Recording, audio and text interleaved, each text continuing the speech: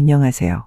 70평생 처음으로 이렇게 제 이야기를 보내게 된 73살의 김계순이라는 할머니입니다. 지금부터 제가 꺼내놓을 제 사연을 들으신다면 정말 어찌 살았노? 라는 한탄이 절로 나오시리라 생각이 됩니다. 오늘 김계순 할머님의 기가 막히고 파란만장했던 반전의 반전을 반복했던 인생 이야기. 이곳 인생라디오에서 바로 시작하겠습니다. 저는 경상도 농촌에서 나고 자라 그곳에서 남편을 만나 터를 잡았어요. 남편과 함께 농사를 짓고 또 아들 둘 키우면서 1년을 하루처럼 바쁘게 살아왔습니다. 하지만 그 세월이 아깝지 않을 만큼 부끄러운 거 없이 열심히 살았고 또 아들들도 잘 커서 큰아들은 일찍 화물트럭 운전을 하면서 돈 벌고 작은 아들도 일자리 얻는다고 혼자 서울 가서 뭐든 하려고 이리 뛰고 저리 뛰면서 다녔죠. 그러다 큰아들이 20대 후반일 때 결혼을 하겠다고 하더라고요. 저나 남편은 늘 큰아들이 절에서 장가를 갈 수 있을까 했거든요. 아니, 큰아들이 어디 부족하거나 한 건 아니었어요. 책임감도 있고 주변 사람 잘 챙겨서 평판도 좋았습니다. 근데 성격이 참 무뚝뚝하기 그지없었어요. 말수도 적어서 어느 아가씨가 저 재미없는 성격 참아주면서 살까 생각했었죠. 근데 집신도 다 짝이 있다고 큰아들이 과묵한 만큼 제잘제잘 말하는 거 좋아하는 아가씨를 만나 결혼을 했습니다. 종종 큰아들과 큰며느리가 대화를 나누는 걸 보면 웃음이 났어요. 큰아들은 표정 변화 하나 없이 큰며느리가 혼자 조잘조잘 떠드는 걸 가만히 보고 있었거든요. 그게 웃기기도 하면서 절에서 대화가 되나 싶어서 큰며느리에게 답답하지 않냐고 물은 적이 있습니다. 근데 큰며느리는 크게 웃더니 이렇게 말을 하더군요.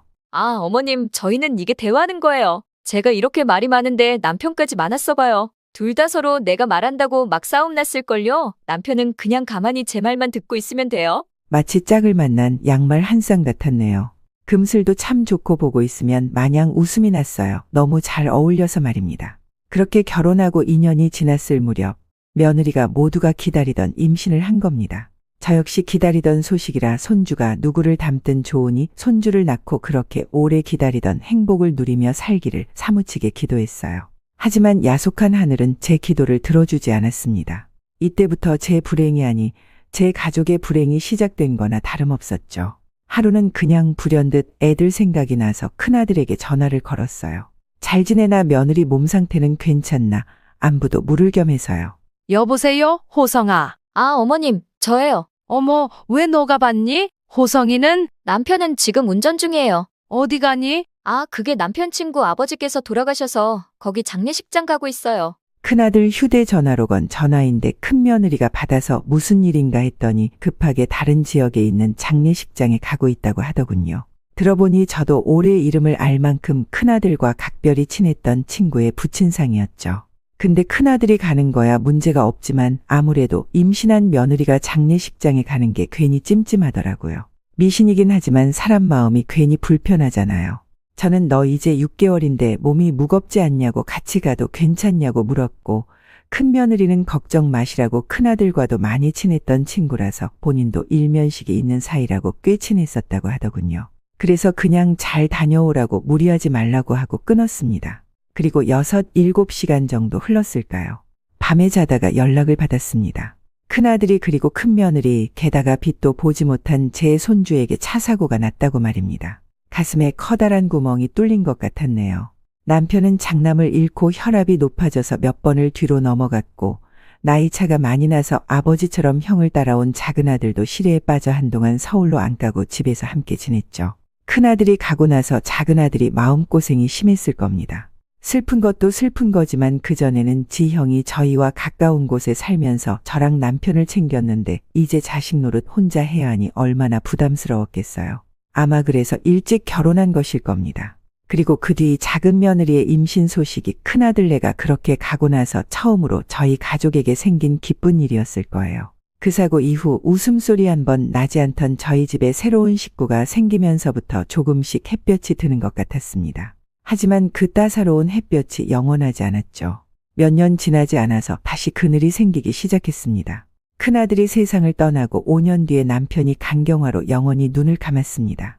남편이 떠나니 참 지옥이 따로 없더군요. 그 좁은 동네에 저는 팔자 사나운 여자라고 소문이 나 있었고 저를 보는 사람마다 혀를 차고 굿을 하라고 했죠. 하지만 그런 원치 않은 관심보다 저를 괴롭게 했던 건 이제 딱 하나, 옆에 두고 의지할 사람이 없어졌다는 겁니다. 그때 처음으로 우울증이라는 것에 걸렸네요. 저도 눈치채지 못했습니다. 나중에 제 동생이 찾아왔을 때 저를 보고 아무래도 제 상태가 심각해 보인 건지 작은아들에게 가서 호서봐, 아무래도 네 어머니가 이상해. 라고 했나 보더라고요. 작은아들과 며느리가 서울에서 와서 제게 병원에 가보자고 했죠. 그때 작은아들과 며느리가 저를 끌고 병원으로 가서 우울증 진단을 받았고 한동안 약을 먹었어요. 근데 약을 먹고 나니까 사람이 축축 늘어지고 무기력 때문에 아무것도 못하는 건 나아졌는데 정신이 좀 말짱해지니 내가 지금 처한 상황이 더 눈에 잘 들어오더라고요. 그때 저는 간이 망가지는 와중에도 목구멍으로 술을 때려 부었던 남편의 심정이 조금은 이해가 됐습니다. 그냥 아무것도 느끼고 싶지 않아서 그렇게 술을 먹었던 거구나라고요. 그러다가 작은아들이 찾아와서 그러더군요. 서울로 가자고, 아버지도 없는 곳에 혼자 있지 말고 지들이랑 같이 살자고 합디다. 근데 저도 더 이상 혼자 그 집에 남아있고 싶지 않아서 염치불구하고 작은아들과 며느리와 함께 살아야겠다 결정을 내렸습니다. 집을 판 돈과 남편의 보험금을 합쳐서 서울의 더 넓은 집으로 이사를 갔어요. 그때 며느리가 둘째 손주를 낳아서 아무래도 방이 더 필요했거든요. 그때는 며느리에게 참 고마웠죠. 작은아들이야 내 자식이니 그럴 수 있다 쳐도 며느리에게 저와 함께 산다는 게 여간 힘든 일이 아니었을 테니까요. 그래서 애들을 위해, 특히 며느리를 위해 뭔가 도움이 되고 싶었습니다. 제가 크게 해줄 건 없고 남은 건 이 몸뚱아리뿐이니 뭐든 해주고 싶었죠. 그래서 하루는 며느리에게 물었습니다.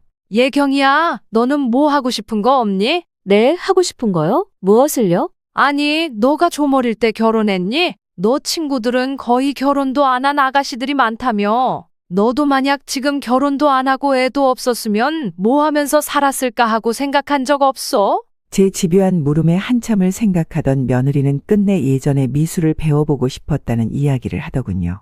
며느리가 원래 그림을 잘 그리긴 했어요. 손주들에게 그림을 그려줄 때마다 보면 무슨 동화책에 나오는 그림처럼 수준급의 그림을 그려내곤 했습니다. 그때는 딱히 배운 게 아니라 타고난 실력으로 끄적거린 건데 만약 기회가 있었다면 본격적으로 배워서 옷 같은 걸 디자인하는 일을 해보고 싶었다고 하더군요. 그 얘기를 들은 저는 집안일과 자식 때문에 포기하고 있던 걸 저와 같이 살아서 도움을 받을 수 있을 때 해보라고 제가 등을 떠밀었습니다. 그리고 며느리가 자신의 꿈을 향해 바쁘게 살 때 저는 집에서 손주들을 돌봤죠.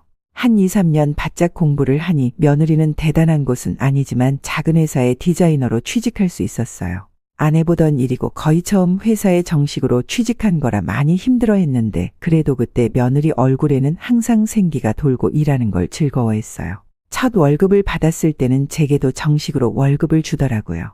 저도 일해서 돈 버는데 어머님도 당연히 이제 용돈이 아니라 월급을 받으셔야죠. 이제 어머니 월급은 제가 책임지고 드릴 테니까 어머님도 돈 모아서 하고 싶은 거 하세요. 아셨죠? 제가 어머님한테 진빚 갚는 거예요. 기분이 좋기는 했지만 넉넉하지 않은 살림 나중에 애들 학비라도 더 저축을 하라고 처음에는 거절을 했어요. 근데도 며느리는 어차피 많이 드리는 것도 아닌데 새롭게 사회생활하는 며느리 체면 좀 세워주시라며 받아달라고 하더라고요. 그래서 그 돈은 꼬박꼬박 모아서 나중에 손주들 용돈이나 줘야겠다 했습니다.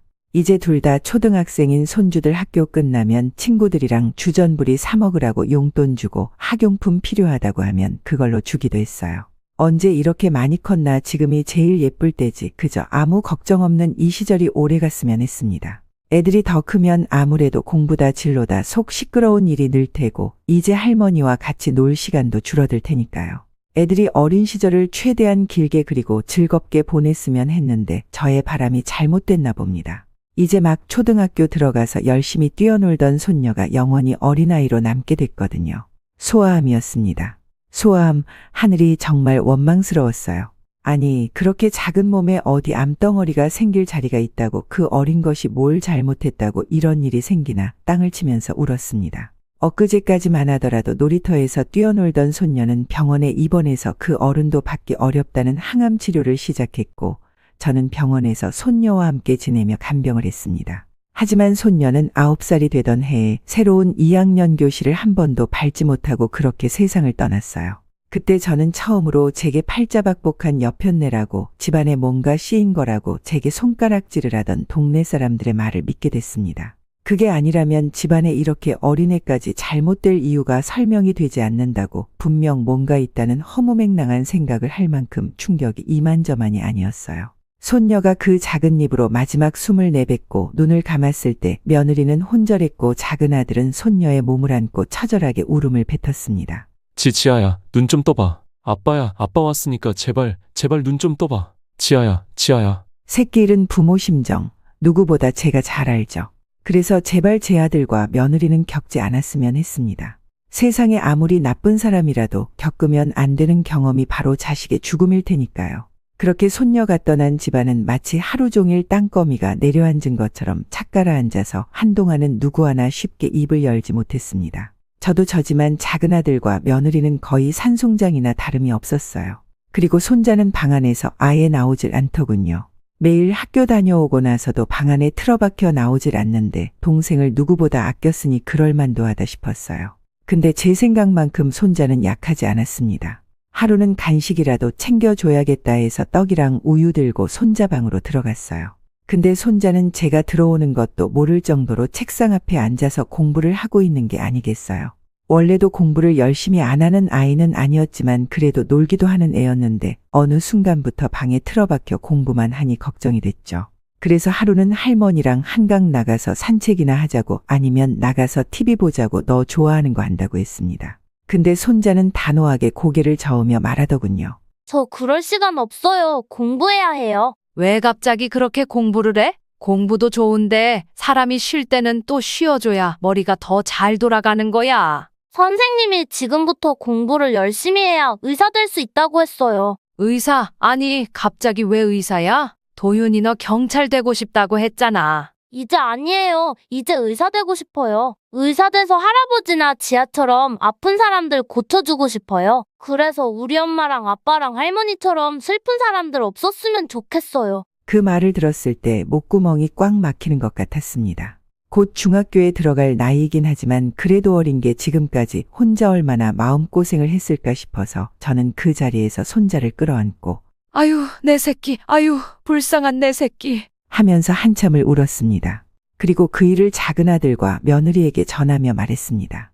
너네 마음은 알겠는데 계속 이렇게 살 수는 없어. 도윤이 의사 되겠다더라. 그 어린 것도 나중에 먼저 간 지동생 같은 불쌍한 사람들을 돕겠다고 의사 된대. 우리 도윤이를 봐서라도 더 열심히 살아야 해. 이제 도윤이 보고 살아. 지동생 생각해서 의사 되겠다는 도윤이를 봐서라도 우리 참고 살자. 응? 그때부터 작은 아들도 며느리도 계속 수심에 잠겨서는 살 수 없겠다 싶었는지 집에서도 조묻고 손자 데리고 나가서 바람도 쐬더라고요. 다행이죠. 다시 살림이 생겼으니 말입니다. 그 후로 작은 아들은 원래 몸담아 일해왔던 곳을 떠나 독자적으로 사무실을 차려 이삿짐 센터 사업을 이어나갔고 며느리도 돌아간 회사에서 디자이너로 오래 일을 했어요. 그리고 손자도 매일 학교 학원 독서실을 다니면서 열심히 공부를 했고요. 참 제가 봐도 독하다 싶을 만큼 공부를 했습니다. 그리고 끝내 손자는 우리나라에서 이름난 의대에 들어갔습니다. 합격 발표가 나고 다음 날 저희는 다 같이 손녀가 있는 납골당에 갔어요. 손녀는 땅에 묻지 않고 며느리의 바람대로 집에서 제일 가까운 납골당에 안치했거든요. 거기서 손자는 손녀의 사진 옆에 대학교 합격 증서를 적어서 놔주고 드디어 의대에 붙었다고 이제 의사 될 거라고 하면서 오랫동안 울었습니다. 손자는 제게 동생이 본인을 의대에 보낸 거나 다름없다고 했고 저도 그 말이 맞다고 생각을 했어요. 지난 6, 7년 동안 손자가 이를 악물고 공부를 할 수 있었던 절박함은 다 동생에 대한 그리움에서 왔을 테니 말입니다. 손자의 의대 진학은 손자의 목표이기도 했지만 가족 전체의 목표이기도 했어서 손자가 의대에 붙은 다음 가족들 모두 마치 큰 산 하나 넘은 것처럼 뿌듯해했어요. 근데 손자는 가장 정신없이 살았던 고3 때보다 더 바빠졌습니다. 그때보다 얼굴 보기가 더 힘들었어요. 아니, 무슨 시험이 그리 많은지 매일매일 다른 과목으로 시험 준비를 하느라 학교 도서관에서 아주 살다시피 하는 게 아니겠어요. 그렇게 잘 버티던 손자가 딱 한 번 휘청거릴 정도로 힘들어했던 때가 있었습니다. 공부 때문이 아니라 혼을 쏙 빼먹을 정도로 충격적인 사건이 있었거든요. 손자는 거의 학교에서 살다시피 하고 아니면 늦게까지 공부하다가 학교 근처에 자취하는 친구 집에서 자는 날이 많았어요. 그래도 일주일에 3번은 꼭 집에 오긴 했습니다. 할머니가 손자 얼굴 잊어버리면 안 되지. 하고 와서 밥 먹고 가고 제가 그 당시 당뇨 증세가 있었는데 약 잘 먹고 있나 확인도 했고 또 다리도 주물러주고 파스도 붙여주고 가기도 했어요. 그날도 오랜만에 손자가 집에 왔던 날이었죠. 아마 오후 6시나 7시 정도 됐을 겁니다. 갑자기 초인종 소리가 나서 나가봤더니 여자가 하나 서 있더라고요. 50대 정도 됐을까? 생전 처음 보는 사람이었는데 낯선 사람의 방문보다 그 사람의 얼굴 표정 때문에 당황을 했습니다. 무슨 일인지 세상에 불만 많은 얼굴을 하더니 문을 열자마자 다짜고짜 제게 이렇게 말했거든요. 여기 박경희 그 여자 집이죠? 박경희는 제 며느리 이름이었어요. 근데 저는 잔뜩 성이 난 여자 앞에서 맞다고 대답하기보단 의아해하며 물을 수밖에 없었죠. 누구신데 그러시죠? 뭐 때문에 오셨어요? 만나보네. 아니라고 안 하는 거 보니까. 박경희 어디 있어요? 나 오늘 그 여자 만나서 단판 지어야 할 게 있어서 왔어요. 안에 있어요? 야, 박경희 너 나와! 여자가 갑자기 고래고래 소리 지르면서 며느리의 이름을 부르자 주방에 있던 손자도 어리둥절한 표정으로 나왔죠. 그랬더니 그 여자가 제 손자를 가리키며 말했습니다. 아, 그쪽이 의대 다닌다는 아들? 지 아들이 의대 다닐 동안 내 자식들 눈에서는 피눈물이 났는데 이 미친년 어디 있어요? 박경희 지금 어디 있냐고? 아니, 다짜고짜 이게 무슨 경우예요? 왜 왔는지 그 이유부터 말하라니까요. 그래, 못할 거 없죠. 이 집 박경희라는 여자가 내 남편이랑 회사에서 눈 맞아서 바람이 났어요. 이 집 며느님이 애 셋이나 있는 유부남 꼬셔서 연애를 하신다고요. 나 이거 절대 못 넘어가. 박경희 나오라 그래. 박경희 어디 있어? 모르는 여자가 남의 집을 돌아다니면서 문이란 문은 다 활짝 열면서 난동을 부리는데 저는 있던 자리에 꿋꿋이 서서 그대로 굳어 있었습니다. 며느리가 회사에서 바람이 났다니 그것도 유부남이랑. 충격을 받기는 했지만 처음에는 믿어지지 않았죠. 그래도 설마 사실이면 어떻게 하나 하는 생각에 움직일 수가 없었습니다. 안 계시는 거 확인하셨잖아요. 그러니까 나가세요. 이게 무슨 경우입니까? 어르신 계시는데 나가세요. 무슨 말인지는 알겠는데 일단 나가시라고요. 경찰 부르기 전에. 손자가 그렇게 말하며 그 여자를 집에서 내쫓았을 때가 좀 정신이 돌아왔는데 차마 손자에게 이게 무슨 일이냐고 정말 네 엄마가 그랬을 것 같냐는 말이 떨어지지를 않더군요. 손자는 벌벌 떠는 저를 소파에 앉혔고 그냥 그대로 멍하니 있었어요. 근데 1시간 정도 지났을까요? 아파트 단지에서 쩌렁쩌렁한 싸움 소리가 들리는 겁니다. 그때가 여름이라서 베란다 문을 다 열어놨는데 원래 아파트 단지에서 조금만 소리를 내도 다 들리잖아요. 근데 얼마나 소리가 컸으면 베란다로 나갔을 때 다른 집들도 그 소리를 듣고 창문으로 머리를 빼고 아래를 구경하고 있을 정도였어요. 근데 이상하게 불안한 겁니다. 혹시 하는 마음에 제가 현관문으로 나갔는데 손자가 저를 만류하면서 집에 있으시라고 본인이 직접 나가보겠다고 하더군요. 손자가 나가고 나서 집에서 혼자 기다리는데 밖에서 들리는 싸움 소리는 더 커지고 욕설까지 들리는 것 같고 불안에 미치는 줄 알았습니다. 기다리는 것도 못하겠어서 저도 얼마 안 있어 집 밖으로 나갔죠.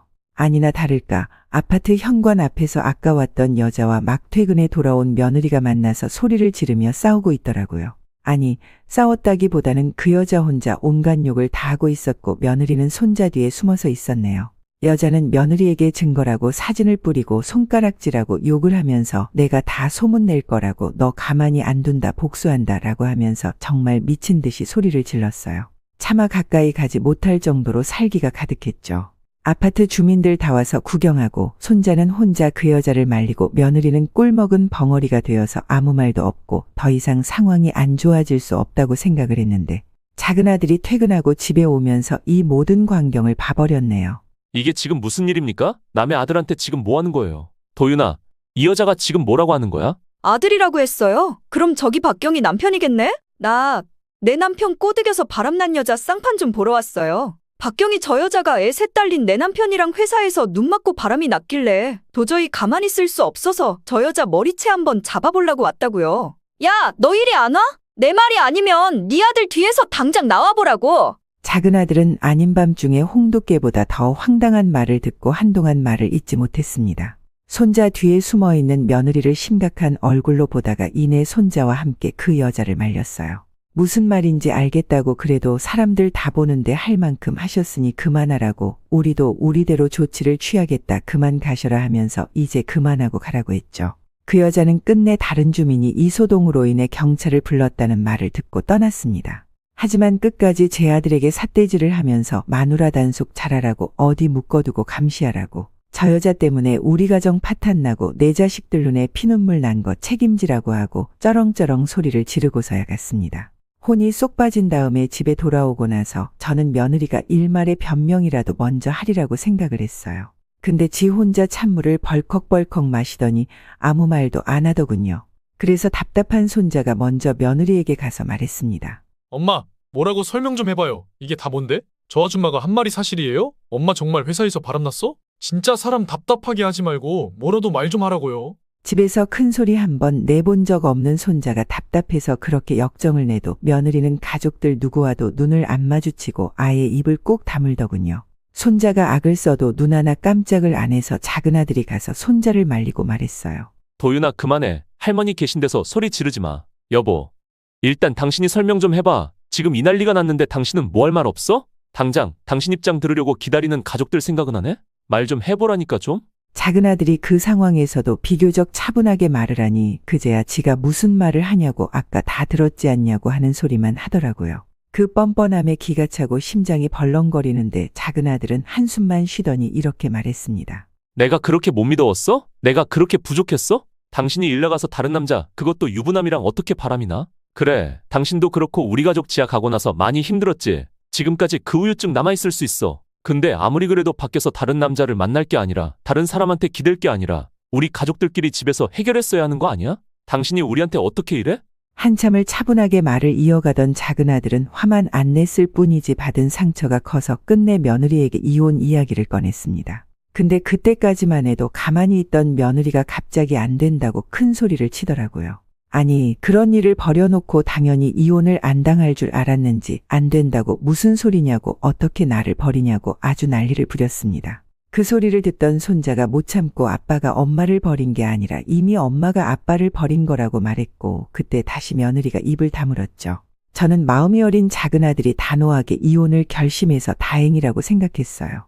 행여 살아온 정 때문에 미련하게 용서를 해주면 어떻게 하나 생각을 했거든요. 근데 이게 대체 무슨 일인지 며느리가 집에서 극단적인 선택을 한 겁니다. 그걸 발견한 작은 아들이 바로 병원으로 옮겨서 생명에는 지장이 없었지만 제 작은 아들에게 심경의 변화가 있었어요. 병원에 있던 며느리는 다시 작은 아들에게 이혼은 절대 안 된다고 제발 자신을 용서해달라고 환자복을 입고 빌었고 사람 하나 살리는 셈치고 작은 아들은 며느리에게 다시 한번 기회를 줬습니다. 그때는 작은 아들을 때려서라도 말리고 싶긴 했는데 그런 작은 아들의 마음이 이해가 안 됐던 건 아니었습니다. 그동안 지 형과 아버지 그리고 딸까지 잃었으니 아내마저 잘못될 뻔했을 때 충격이 컸겠죠. 저도 아무리 며느리가 미워도 극단적인 시도를 했다 이야기를 들었을 때 심장이 철렁했으니까요. 작은 아들은 제게 죄송하다고 못난 결정인 걸 알지만 사람은 살려야 하지 않겠냐고 하며 용서를 구했고 저는 다는 아니더라도 작은 아들의 선택을 이해했기에 받아들였습니다. 근데 손자는 지 애비가 바람난 엄마랑 헤어지지 않는다고 했을 때 잘 받아들이지 못하더라고요. 아마 지 엄마에 대한 배신감이 생각보다 더 컸나 봅니다. 그전보다 더 집에 안 들어오기도 했고 또 온다고 해도 집에 며느리가 없는 걸 확인하고 나서야 들어왔어요. 제가 네 애비가 내린 결정이니까 그냥 우리도 받아들이자. 사람이 살면서 다 실수한다고 말했을 때는 본인도 알지만 마음처럼 쉽지 않다고 고개를 떨구더군요. 그저 안쓰러웠습니다. 부모의 모자람 때문에 마음고생하는 손자가 그저 안타까웠어요. 물론 저도 며느리를 그전처럼 대하는 게 쉽지 않더군요. 하지만 며느리를 대하는 마음가짐은 달라졌을지라도 그리 티를 내지는 않았어요.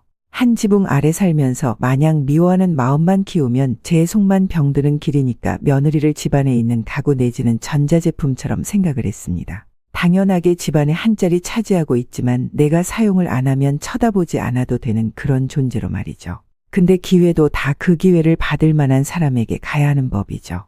며느리는 그 기회를 얻을 자격이 없는 사람이었어요. 작은 아들이 며느리를 용서하고 3년 뒤에 일이 터졌어요. 이삿짐 센터를 운영하던 아들이 작업을 하다가 지게차 위에서 추락을 해서 먼저 떠나 가족들 곁으로 가고 말았습니다. 참 거짓말 같으시죠? 이 모든 이야기가 거짓말이라면 얼마나 좋겠습니까? 그럼 제 남편도 큰아들도 큰며느리도 그리고 얼굴 한번 보지 못한 큰손주와 손녀딸 작은 아들까지 지금 제 곁에 있을 테니까요. 작은 아들마저 그런 사고로 제 곁을 떠났을 때 어쩌면 남편이 죽은 다음에 정말 동네 사람들 말처럼 구슬했어야 했다고 내가 괜히 자존심 때문에 그 말을 무시해서 이렇게 된 거라는 생각에 참으로 괴로웠습니다. 그냥 다 제 잘못 같고 그렇더라고요. 손자는 몇 년에 걸쳐서 끝나지 않는 이별에 허무해했고 며느리도 참 많이 힘들어하기는 했습니다. 작은 아들을 다른 가족들이 다 있는 묘자리에 묻었을 때 그 앞에서 미안하다고 하면서 오랫동안 울었어요. 아무래도 작은 아들이 떠나기 전에 그런 아픔을 줬다는 것에 죄책감을 느꼈겠죠. 그런데 그 죄책감은 참 찰나였습니다. 작은 아들을 보내주고 집으로 돌아와서 며칠 지나지도 않고 제가 작은 아들 물건을 정리하고 있을 때 며느리가 제게 와서 이런 소리를 했거든요. 어머님, 근데 언제 나가실 거예요? 처음에는 그게 무슨 소리인가 했습니다. 혹시 제가 그날 무슨 약속이 있다고 했나, 어디를 나간다고 했었나. 기억을 되짚다가 며느리에게 무슨 말이냐고 내가 어디를 가냐고 물었어요. 그랬더니 며느리가 너무 태연한 얼굴로 이렇게 말하는 게 아니겠어요. 어머님도 이제 나가서 사셔야죠. 이제 여기가 어머님 아들 집도 아닌데. 저 이 집 팔고 도윤이랑 이사 갈 거예요. 제가 그 황당한 말에 뭐라 말하기도 전에 옆에서 같이 물건을 정리하고 있던 손자가 말했습니다. 엄마, 갑자기 무슨 소리예요? 할머니가 왜 나가? 그리고 갑자기 무슨 이사야? 아빠 간지 얼마나 됐다고. 엄마는 이 집 나가고 싶어. 여기서 재아도 그렇게 되고 네 아빠도 그렇게 됐는데 내가 이 집에 붙어 있고 싶겠니? 어머님, 저 좀 새 출발하고 싶어요. 아파트에서도 사람들이 저보고 수군거려요. 어린 딸 보내고 나서 이제 과부 됐다고 수군거린다고요. 너 말은 똑바로 해라. 사람들이 수군거리는 거 네가 과부라서가 아니라 몇 년 전에 바람 나가지고 그 요란을 떨어서 아직 사람들이 네 얼굴을 기억하고 있는 거야. 참나, 왜 지난 얘기를 꺼내세요? 아무튼 저는 이제 이 동네 떠날 테니까 어머님도 어디 살 곳 알아보세요. 남편이 남기고 간 이 집 팔아서 저도 새 인생 살아야죠. 이 집을 왜 너한테 남겨줘? 호섭이가 언제 그런 말을 했어? 그 일 있고 나서 이 집 명이 호섭이 단독명이 되고 호섭이가 도윤이한테 준다고 했는데. 사실 며느리가 바람을 피우고 작은 아들이 그걸 용서해 주면서 그 전에 작은 아들과 며느리 명의였던 아파트를 아들의 단독 명의로 바꾸고 그 후에 그 집에 대한 상속권자를 손자로 했거든요. 며느리는 그때 일단 작은 아들에게 용서를 받는 게 우선이라서 용서받는 조건을 받아들였죠. 제가 그 일을 따지니 며느리가 좀 당황해서 말을 더듬더니 또 너무 뻔뻔한 얼굴로 그러는 겁니다. 네, 맞아요. 그러니까 이제 제 아들 거잖아요. 어머니 명의도 아니고 제 아들 도윤이 명의. 그러니까 팔아서 제 아들하고 살 집 구한다고요. 너는 정말 그러고 싶으냐? 호섭이 아직 억울해서 눈도 제대로 못 감았을 텐데 이러고 싶어? 나를 기어이 쫓아내야 속이 시원하겠냐? 저 모진 사람 만들지 마세요. 어머님 돈 없는 것도 아니잖아요. 예전에 제가 꼬박꼬박 챙겨드렸던 월급도 있고 돌아가신 아버님 보험금도 거의 그대로 있지 않아요? 그 돈으로 충분히 어머님 혼자 살 집 얻을 수 있어요. 아니면 급한 대로 어머님 동생분 댁으로 가시던가요. 거기가 어디라고 했지? 수원인가? 여기서 택시 타고도 금방 가겠네요. 자, 여기요. 이미 10년도 더 전에 끊긴 그 월급을 운운하며 말을 하던 며느리는 갑자기 지갑에서 5만 원짜리 한 장을 꺼내 제 앞에 던지듯 주더군요. 그리고 이걸로 편하게 택시 타고 가세요. 제가 이 정도 교통비는 드릴게요. 이제 저도 혼자 살아야 하는데 허리띠 바짝 조여야 하잖아요. 저는 허무한 눈으로 눈앞에 떨어진 돈을 바라봤습니다. 그래요, 며느리는 저와 피를 나눈 가족은 아니죠. 하지만 그래도 10여 년을 가족으로 살았습니다. 근데 아들이 없다고 이제 시어머니가 아니니 당장 나가라고요. 심지어 그때가 겨울이었습니다. 겨울, 한파가 온 날씨에 저를 쫓아내겠다는 거였어요. 참 인간이 일이 무섭습니다. 밑도 끝도 없이 잔인해질 수 있는 게 바로 인간이었어요. 그것도 한때는 가족이라는 사람이 말입니다. 근데 제가 차마 그 돈을 줍지도 그렇다고 찢지도 못할 때 옆에 있던 손자가 그 돈을 주워서 구기더니 며느리에게 있는 힘껏 던지더라고요. 며느리도 가만히 있던 손자가 그럴지는 몰랐는지 놀라서 소리도 못 내고 눈만 크게 뜨고 손자를 보고만 있었죠. 당신 제정신이야? 당신이 뭔데 할머니를 쫓아내? 당신이 뭔데? 도윤아, 너. 당신이 이 집에서 한 게 대체 뭔데? 나랑 지아 어렸을 때 옆에 있어 주기를 했어. 아플 때 간호를 해주기를 했어. 그래, 그건 당신이 젊어서 우리 낳고 못했던 거를 하고 싶어서 어쩔 수 없다고 쳐. 당신도 조금이라도 더 젊을 때 박경이라는 사람으로 살아보고 싶었겠지. 근데 당신 우리 버렸잖아. 그렇게 들어간 회사에서 유부남들이랑 눈 맞아서 우리 버렸잖아. 우리 생각도 안 했잖아. 도윤아, 그건 이미 지난 일이잖아. 왜 이미 지난 일을 들춰내고 그래. 네 아빠도 다 용서했는데 너가 왜 그러냐고. 그래, 그건 아빠가 용서했다 치자. 그럼 당신 정말 정신 차리긴 했어? 정말 정신 차리고 우리 아빠 그리고 나나 할머니한테 부끄러운 짓 그 후로 한 번도 안 했어? 그래, 안 했어. 네 엄마 떳떳하다고. 그럼 이건 뭔데? 이건 뭐냐고? 악을 쓰던 손자는 주머니에 있던 본인 휴대전화를 꺼내 며느리에게 들어보였습니다. 저는 그때 반대 방향에 있어서 보지 못했지만 휴대폰을 들여다본 며느리의 얼굴이 사색이 되는 건 똑똑히 봤죠. 너 이거 어디서 났어? 너 엄마 감시하니? 내가 뭐하러 그딴 짓을 해? 시간 아깝게. 지난주 주말에 내 친구가 백화점에 여자친구랑 갔다가 당신 봤다고 하더라. 선글라스 꼈는데 분명 너네 엄마라고. 잘할 거야, 욱형이. 중학교 때부터 친구라서 집에도 자주 왔으니까. 근데 욱형이 말이 네 엄마 옆에 있는 남자는 네 아빠가 아닌 것 같다고 하면서 사진 찍어서 보내줬어. 근데 이걸 보고도 우리한테 부끄러운 짓 한 적 없다고. 대체 앞으로 무슨 짓을 해야 부끄러워할 건데. 아직도 정신을 못 차려서 우리 몰래 아빠 몰래 이런 더러운 짓 하고 다닌 주제에 당신이 할머니를 쫓아내. 나는 당신은 없어도 할머니 없이는 못 살아. 당신 대신 나랑 내 동생 키워주고 당신이 밖에서 바람났을 때 나 위로해줬던 사람 할머니였어. 당신 아까 분명히 이 집 내 집이라고 했지. 내 명의인 집이라고. 그래, 이 집 우리 아빠가 준 내 집이니까 내 마음대로 할 거야. 당신 소원대로 이 집 팔아서 나는 할머니랑 둘이서 살지 말아볼 테니까 당신도 당신 알아서 새 출발을 하든 연병을 하든 해. 제발 이제라도 우리 인생에서 나가. 그렇게 한바탕 쏟아낸 손자는 제 손을 잡고 집을 나갔습니다. 손자는 행여 그 집에 제가 계속 있다가는 엄마가 또 무슨 짓을 할지 모른다면서 일단 수원에 있는 이모 할머니 댁에 가 계시라고 하더군요. 그리고 끝내 손자는 그 집을 내놓고 나서 저하고 살방 2개짜리 아담한 아파트를 얻었죠. 그리고 며느리는 아마 이 얘기를 들으신다면 여러분도 학을 떼실 겁니다. 그렇게 하나 있는 아들하고 절대 연을 끊을 수 없다고 생난리를 피우고 눈물을 흘렸던 며느리는 손자가 아버지 몫으로 나온 산재보험금 알아서 하라고 그거 먹고 떨어지라고 하자마자 바로 연락이 두절되더니 나중에 어떤 남자와 살림을 차렸다고 하더군요. 손자의 친구가 보내준 사진 속 남자인지 모르겠지만 아주 신물이 났습니다. 남자의 눈이 뒤집혀서 가족을 수시로 버리는 그런 인간에게 그저 같은 인간으로서의 정이 완전히 거덜이 났죠. 그 후로 저는 손자와 둘이서 지냈습니다. 날이 갈수록 손자는 국가고시가 다가와서 바빠졌지만 그래도 손자 얼굴 잊어버리면 안 된다고 어떻게든 시간을 내서 집에 들어와 저와 함께 식사를 했습니다. 저는 처음에 손자에게 정말 네 엄마하고 이렇게 연을 끊어도 괜찮겠냐, 그래도 이건 좀 아닌 것 같다고 말을 해봤는데 손자는 더 이상 이야기를 꺼내지 말라고 단호하게 못을 박으며 이미 몇 년 전 며느리가 바람이 났을 때 자신은 며느리를 엄마로 생각 안 했다고 그저 아빠가 용서를 했으니 참았던 거라고 하더군요. 제 생각보다 그 당시 손자에게 났던 상처와 감정의 골은 더욱 심했습니다. 물론 그 후로 몇 년 뒤에 며느리가 먼저 손자에게 연락을 해왔습니다. 목마른 인간이 우물을 판다고 하잖아요. 며느리는 목이 말라서 당장 죽음을 앞뒀을 때야 지 자식을 찾더라고요. 그것도 손자에게 미안하고 보고 싶어서 찾아갔던 게 아니라 다 지가 아쉬워서 왔던 거였죠. 하루는 집에 온 손자가 갑자기 이사를 가야 한다고 하더군요. 제가 무슨 말이냐고 했더니 그 당시 손자는 국가고시를 합격한 뒤 면허를 따고 나서 바로 군의관으로 군대를 갔거든요. 근데 대체 어디서 알아낸 건지 손자가 있던 근무지로 며느리가 찾아간 거예요. 몇 년 만에 아들을 만나기 위해 온 며느리는 잘 지냈냐, 어디 아픈 곳은 없냐 묻기도 전에 손자에게 다짜고짜 본인이 암이라고 혈액암인데 아는 병원 좀 소개시켜줘라. 너 아는 선배나 교수가 있는 병원을 갈 수 있냐고 물었답니다. 도윤아, 엄마가 이번에 보험이 많이 안 나왔어. 뭘 잘못 든 건지 생각만큼 안 나온다고 하더라고.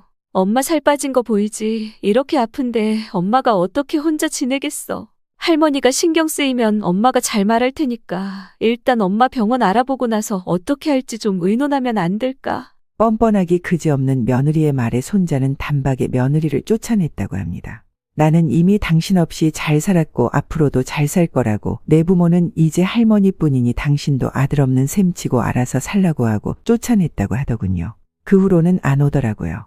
정말 어디 병원에 간 건지 모르겠지만 아직까지 따로 연락이 없는 걸로 봐선 죽진 않았나 봐요. 저는 모르겠지만 아마 며느리에게 남은 건 친자식인 손주뿐이라서 아마 사망을 하면 바로 연락이 올 거니까요. 물론 손자는 그 인간 죽은 소식도 듣기 싫다고 그 후로 휴대전화번호도 바꾸고 복무도 끝나고 해서 이사도 했어요. 제 연락처도 당연히 바꿨고요. 피가 뭔지 그렇게 끊고 싶어 해도 어떻게 해서든 다시 만나게 되는 걸 보면 아마 정말로 며느리가 눈을 감아야 제 손자가 이 지독한 악연에서 자유가 되지 않을까 합니다. 이렇게 제 사연을 쓰면서 제 지난 인생을 뒤돌아보니 제가 박복하다 했어도 제게는 저를 늘 지켜주던 가족들이 있었더라고요. 큰아들네가 갔을 때는 남편하고 작은아들이 저를 지켜줬고, 남편이 갔을 때는 저를 작은아들이 지켜주고, 또 작은아들이 가고 나서는 이렇게 손자가 저를 지켜주고 있으니 말입니다. 이제 제 남은 인생에서 제가 바라는 건 많이 없습니다. 그저 우리 손자가 사랑하는 사람을 만나서 가정을 꾸리는 거, 그거 하나 보고 가면 여한이 없네요. 오늘의 인생라디오 사연글에 여러분의 소중한 댓글 참여 기다리면서 구독, 좋아요, 알람 설정해 주시면 매일 새로운 사연으로 만나실 수 있습니다. 늘 건강하시고 행복하세요. 감사합니다.